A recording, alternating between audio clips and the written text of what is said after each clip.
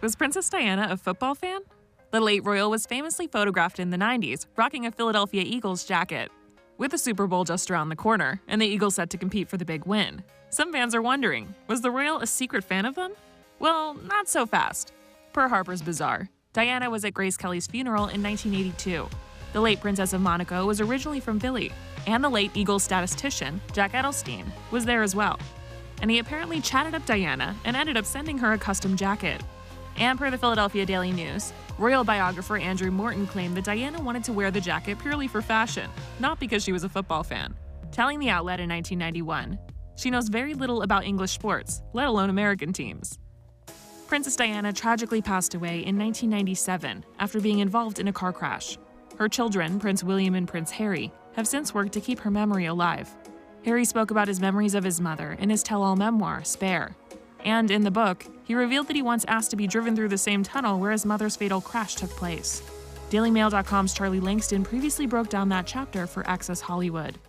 So Harry says that he was in Paris in 2007 for the Rugby World Cup. He was in his early 20s at the time, and he was given a driver when he was in the city on his first night there. He asked the driver if he knew the tunnel where his mother had died. Now, of course, the tunnel is infamous. I think there are a few people, especially those who live in Paris, who couldn't tell you the exact spot where the crash took place.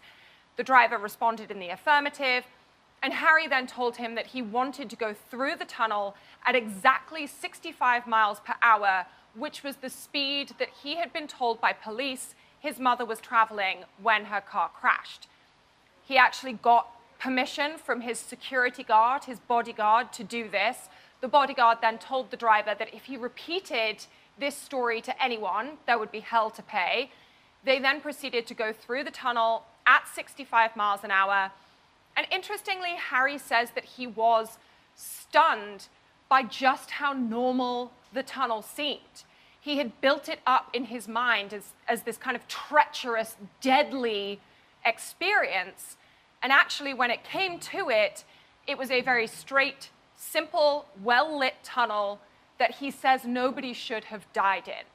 And he went through the tunnel a second time, and he admits that it was an incredibly ill-conceived idea, that he had a lot of bad ideas when he was in his 20s, but this was perhaps one of the worst, because while he'd told himself that it might provide him with some closure, what it actually did was really hammer home the fact that his mother was gone and that she had died in a situation that should never have been deadly.